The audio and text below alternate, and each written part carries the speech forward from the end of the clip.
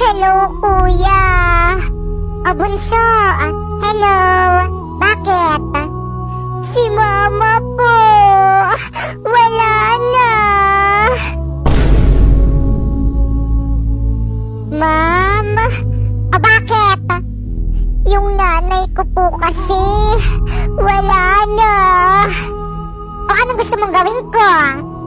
Kung pwede po sana, gusto ko po sana siyang puntahan sa may burol niya. Nako, hindi pwede. Kita mong nagtatrabaho ka tapos maglilive ka? At isa pa, wala kang pamasahe dahil hindi kita bibigyan. Ma'am, paraawa niyo na po, ma'am. Gusto ko lang po talagang puntahan yung nanay ko kahit sa huling hantungan niya lang po. Sinabing hindi pwede. Bahala ka dyan. Ma'am. Ano yan? Royal yan? Masarap yan? We, masarap yan eh. Nakatikim na ako niyan dati eh. Anong lasa? Orange. Penge, konti lang eh. Hanggang dito lang. Titikman ko lang. Damot. Hoy! Ako ba yung tinatawag mo? Oo, ikaw. Ay, pues may pangalan ako. Oo, princess. Ganda-ganda ng pangalan ko. Hoy, tinatawag mo sa akin. Sumama ka sa akin. Wag mo ako inuutusan. Nanay ko, hindi ko sinusunod. Ikaw pa kaya? Ay! Ako rin? Oh my gosh, don't mind me. I'm just saying pero kasi your car is very cheap and dirty para sumakay ako dyan, you know. Gusto mo bilang kita Ferrari o kaya some other brand new cars tsaka makakikidnapin. Here's my money. Aray! Gusto mo? Gusto kita.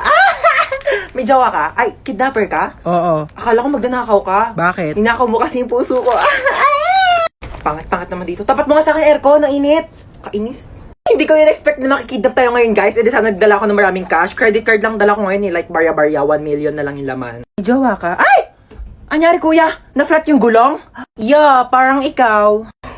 Ikaw nga, flat yung ilong mo? Bawiin mo yan! Ay! Tumigil nga kayong dalawa. Gusto nyo bawian ko kayo na buhay? Nawawala yung cellphone ko. Nasaan na? Yung cellphone ko, tinago mo. Sus, hindi daw. Ikaw lang naman yung mahilig magtago ng cellphone dyan eh. Akin na. Ayaw pa kasi ibigay eh. Papatayin ako ni mama yun pag nawala yun eh. Popoy, anong iniiyak-iyak mo? Yung cellphone ko po, ma'am, nawawala. May nagtago. Di bang sabi ko wala magdadala ng cellphone? Hanapin mo mabuti dyan sa may bag mo. Hinanap ko na nga po dito sa bag.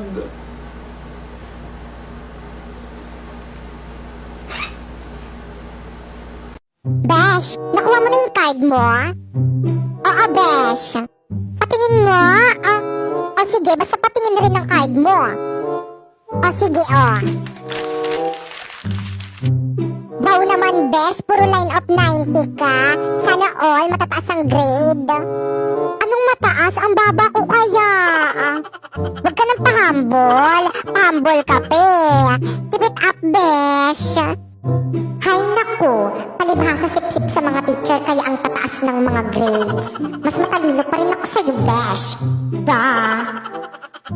Besh, ang pogi ng escort, no? Oo nga, Besh. Nakaka-fall. Mahulog ka sana dyan sa bangkito mo. By the way, Besh, gusto mo iboto kitang muse? Bagay ka naman dun eh. Ano ba, Besh? Para kang sira. Hindi naman ako maganda eh. Naku, ang ganda-ganda mo kaya, Besh, lalo na kapag nakalipin ka. Ano ba? Hindi naman. Pero thank you. You're welcome, Besh. Hay naku, naniwala naman agad ang uto-uto. Hindi ka maganda, Besh. Hindi kayo bagay ng escort. Mas bagay kami. Duh. Ba't nawawala yung cellphone ko? La la la la la. Besh, nasan na? Yung ano, Besh? Yung cellphone ko, tinago mo na naman. Nasa na kasi? Akin na. Ha? Anong tinago? Wala akong tinatago, besh. Nasa na kasi, besh? Nandito lang yun sa bag ko eh. Hindi ko nga alam, besh. Akin na kasi, besh. Baka nag-chat na yung jowa ko sa akin eh. Ang bilis pa man din magtampo nun kapag late reply ako. Ewan ko sa'yo, hindi ko nga alam, besh. Mamatay na talaga kung nakanino man yung cellphone ko. Nandito lang yun sa bag.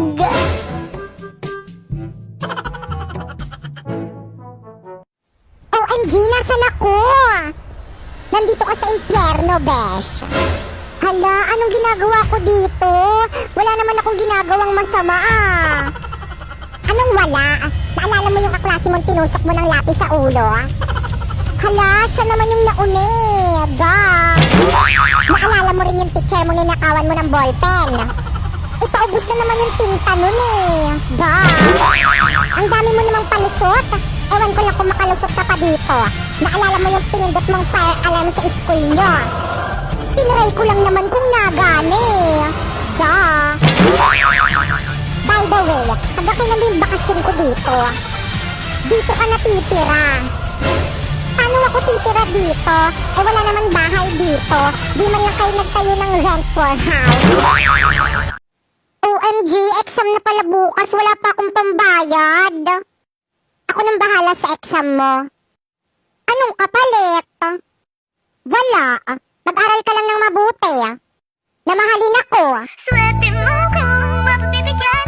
Ingatan mo pag-ibig na isang kakaibig. Hala, sa'yo ba tong Crayola na to? Oo, bakit? Ikaw kasi nagbibigay kulay sa buhay ko. Mr. Cupido, ako na may tulungan mo. Ba't hindi pa Hala, OMG, magsisimula na yung flag ceremony. Lupang hinirang ka ba? Hala, bakit naman? Kasi kapag naririnig kita, napapahinto ako at napapahawak ako sa puso ko. Kapag tumibok ang puso, wala ka nang magagawa kundi sundin ito. Dok, ano pong resulta? Okay, meron akong good news at bad news. Oh, ano po yung good news? Meron ka pang 24 hours para mabuhay. Patay! Yun yung good news. So, kailangan ko na magpaalam sa family ko. Oh, wait. By the way, ano po yung bad news? Nakalimutan kong sabihin sa'yo kahapon. Batang pasaway at lahat sasabay. Sinong pumatay kay Lapu-Lapu? Popoy. Aba, hindi ako, sir. I'm not a killer, no? Anong sagot yan? Ang tanong ko sa'yo, sinong pumatay kay Lapu-Lapu? Aba, hindi na ako, sir. Paulit-ulit. Sira ulo ka talaga. Gusto ko makausap yung nanay mo. Maliwanag? Ma, pinapatawag kayo sa school. Sir, ano pong ginawa ng anak ko? Tinatanong ko lang naman yung anak niya kung sinong pumatay kay Lapu-Lapu. Sabi niya hindi daw siya. Ikaw pumatay kay Lapu-Lapu? Hindi, no? Baka ikaw yung pinapatawag dito eh. Hoy, mas lalong hindi ako yung pumatay kay Lapu-Lapu, no? Batang pasaway at lahat sasabay. Yehey, recess na. Sakto, gutom na ako. Ano yung baon mo? Sardinas, gusto mo? Jack, no way. Kadiri, pang mahirap lang yan eh. Oo nga, ang baho-baho pa yan eh. Ew. Hindi naman, pagkain rin naman to eh. Classmates, tignan niyo yung baon ni Popoy, sardinas. Di ba nakakadiri? Hindi naman to nakakadiri eh, masarap rin naman to eh. Jack, anong masarap dyan? Pang poor lang yan eh. Oo nga, tignan mo tong food namin, pang mayaman. Wala kasi kaming pambili ng mga mamahaling pagkain kagaya ng sa inyo eh. Pwedeng favor? Ano yun? Pwedeng din kami lang kumain sa may CR kasi baka mga mo yan dito sa may classroom eh. Besh, kanina pa tayo gala ng gala, I'm hungry na. Saan mo ba gusto kumain, Besh? Kahit saan, basta libre mo. pala. Sige, Besh. Dito na tayo kumain sa may Jollibee. Ay, Jollibee na naman. Nakakasawa na yan eh. Sige, dito na lang sa may McDo. Naku, nakakasawa na rin yan. Di ka ba nagsasawa dyan? Eh, saan mo ba talaga kasi gustong kumain? Kahit saan nga, paulit-ulit. Mama, bayad ho. Wag mo akong mama, hindi kita anak. Attitude Akin na bayad mo. Ito po. Saan galing? Malamang sa akin. I mean, saan papunta? Eh di sa'yo. Batang pasaway at lahat sasabay. Mama, sukli ko ho. Piloso po kang bata ka, Umanda ka sa akin. Sukli mo. Mama, bakit kulang to? Magkano ba kya po? Bakit? Bibilhin mo? Batang pasaway at lahat sasabay. Bima, 3 plus 3. 6 po, ma'am. Very good. Ang galing mo na talaga. Siyempre, magaling po kayo magturo, ma'am eh. Dumali na naman ang sipsep. O ikaw naman, Popoy. 3 minus 3. Ayan na. Pasneya. Pagdating sa akin, ang hirap ng tanong. Palibhasa may favoritism. Alam mo, palagi na lang tayo nag-aaway. Ikaw naman lagi nag-uumpise. Kung ganon, mabuti pa maghiwalay na lang tayo. Di sige, bahala ka sa buhay mo. Talaga, magati tayo sa mga anak natin. Sige, basta sa akin yung mga gwapo at maganda. Aba, talagang pinili mo pa talaga yung hindi naman sa'yo. Batang pasaway at lahat sasabay.